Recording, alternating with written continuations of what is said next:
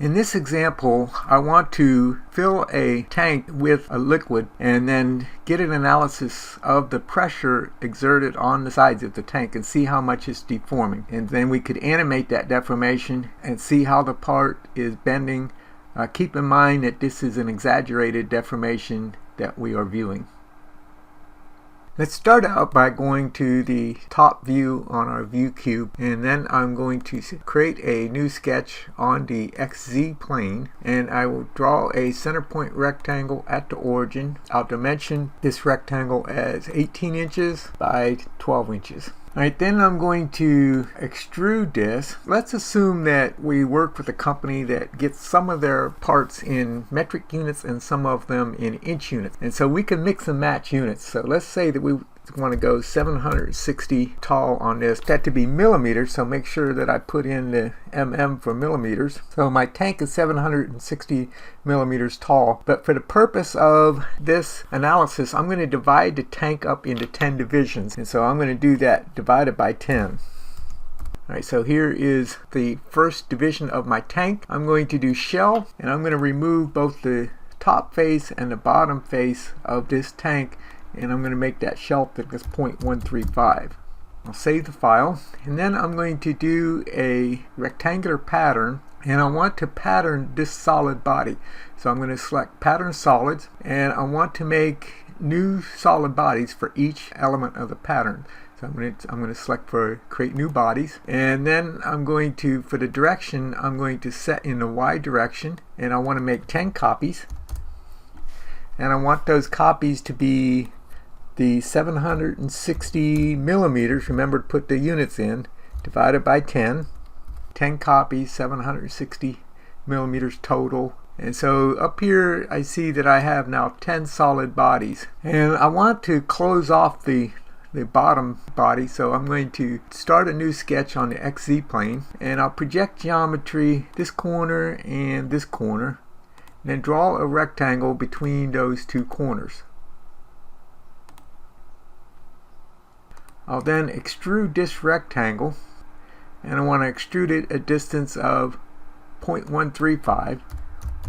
I could add it to any of these 10 bodies. Notice that it's highlighted as lower body, so that's the one that's going to join that to. So I'll say OK to that. Otherwise I would have to select the solid that I want to join that to. Alright, so now the solid body, I have a base or a bottom on my tank. Then I'm going to put some legs on this tank. So again, this time I'll go to the bottom view. I'll start a new sketch on the XZ plane. I'll draw a center point rectangle at the origin, about like that.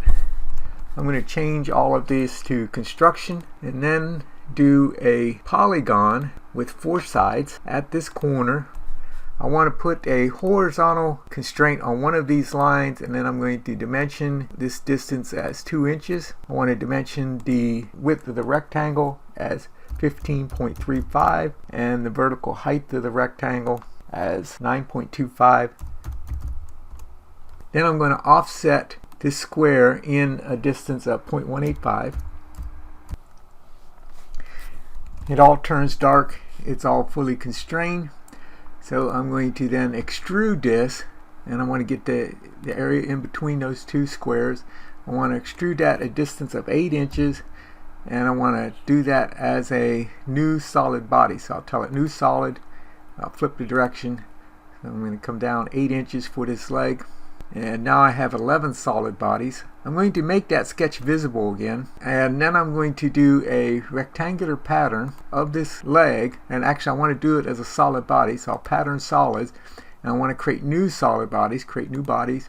I'll select this solid body, and then for direction 1 I'm going to select the x-axis. I want to flip that direction, and for the distance I'm going to select this distance, and I also want to go in direction 2, and so I'll select the z-axis for direction 2, and I will highlight this distance, the dimension, and then I'll select this dimension, and so that will create my other 3 legs.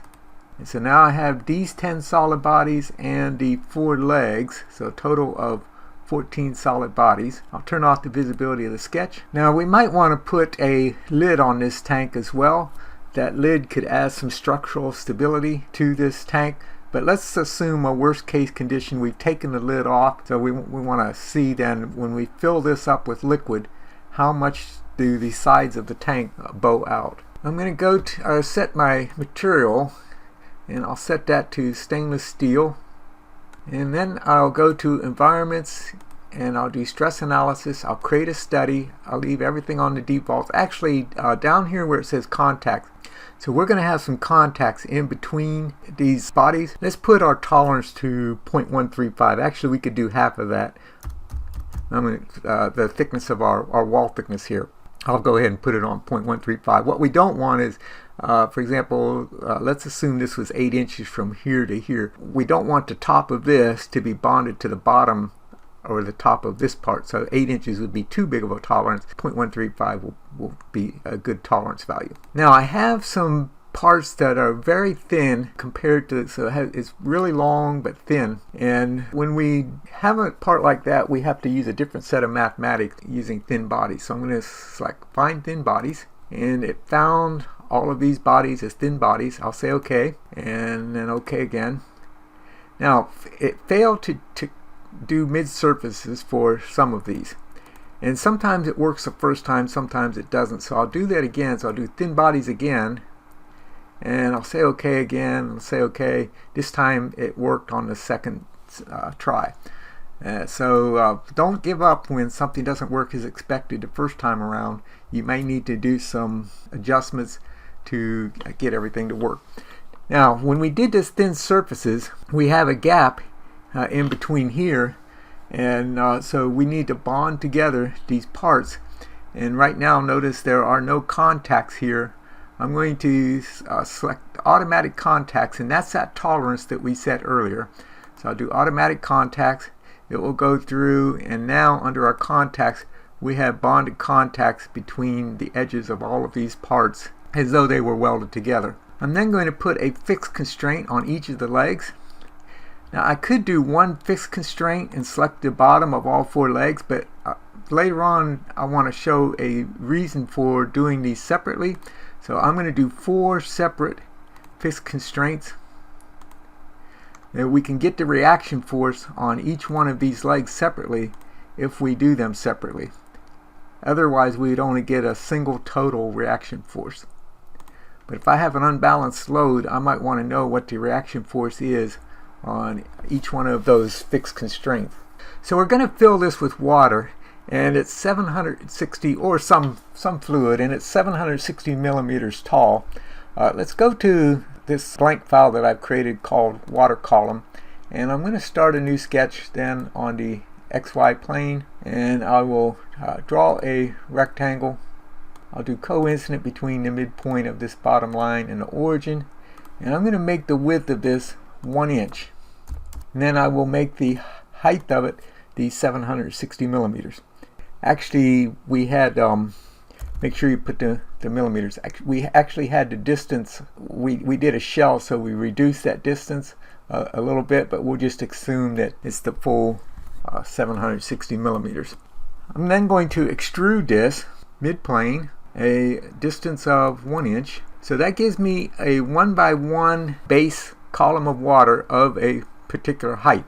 Now I need to put the material on there so that it has the right density. I'll put water as my material, and then I'm going to right click on this water column, and I'm going to go to Eye Properties, and I'll go to Physical tab and Update, and it tells me that the mass of that column of water is 1.079. Let's round this up to 1.08. I want to put a pressure load on here, and I'll select that face, and I'm also going to select this face, the one on the back, and the one on the other side over here. And I want pressure going down on the bottom face, down on the bottom, and out to the sides on the side face. And I'm going to do that 1.08, that pressure. And let's do this as a formula. And so I'm going to do times, parentheses, 10 divided by 10. You'll see why here in a minute, because 10 divided by 10 is just 1. So I have 1.8 times 1. I'll say OK to that. I want to make the size of these glyphs a little smaller, so I'm going to go over here to stress analysis settings, and for the glyph size, let's do 5% and see what that looks like. That looks better.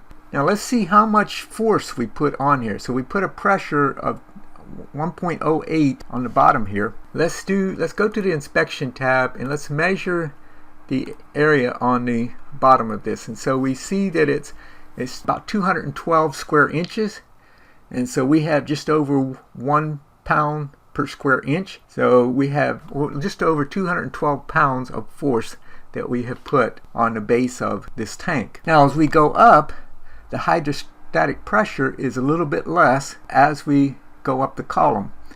And so we divided that total pressure by 10 divisions, and we could do it whatever number of divisions we felt that we need in order to get the precision that we need, and 10 should be plenty. 10 divisions should be plenty. So I'll go back and I'm going to add another pressure load, make sure it's pressure load, and I'm going to select the next 4 faces, and I thought that number would still be in there, 1.08 times parentheses, and this time it'll be 9 divided by 10, 9/10. So this is the 9/10 of the column, and then I'll do the next division, and that will be 8/10 of the column,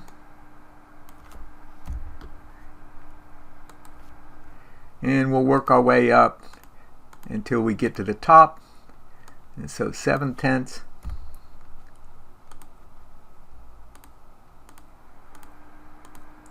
and 6/10,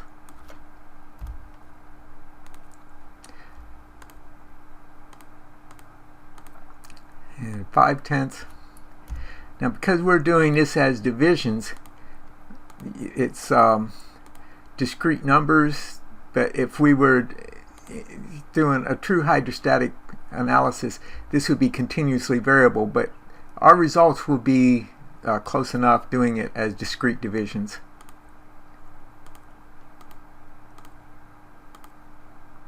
And 3/10,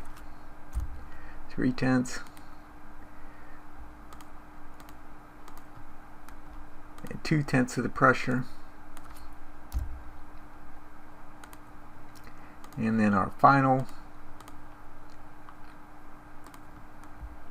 is 1/10 of the pressure.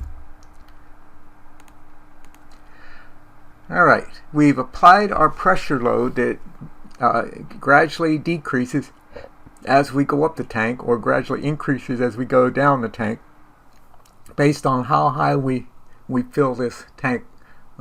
In this case, we're filling it all the way to the top. If we weren't filling it to the top, then we would need to reduce the pressure at the bottom of the tank. I will then run an analysis, so I'll do simulate, and we see the stress on our tank. Let's check the safety factor, make sure our safety factor is above 1. Our safety factor is well above 1, up at 9. Let's go to the displacement, and so we see that most of the displacement is the tank bulging out in this area here and in here. Now one thing we have to keep in mind is this is an exaggerated representation of the bulge. If we put it on actual, from the side view we can't even see it. It's 0.037, only about 1/32 of an inch. Let's exaggerate this again so that we can clearly see the bulge, and then we might want to animate that to see how the tank is bulging out. And so I'll go ahead and play this animation, so we could record this as a video that we could then put into a PowerPoint presentation to show how our tank is bulging out. Now if this bulge was excessive, then we could add some braces in here, some kind of brackets, to keep that from being excessive. But we should always pay attention to the numbers.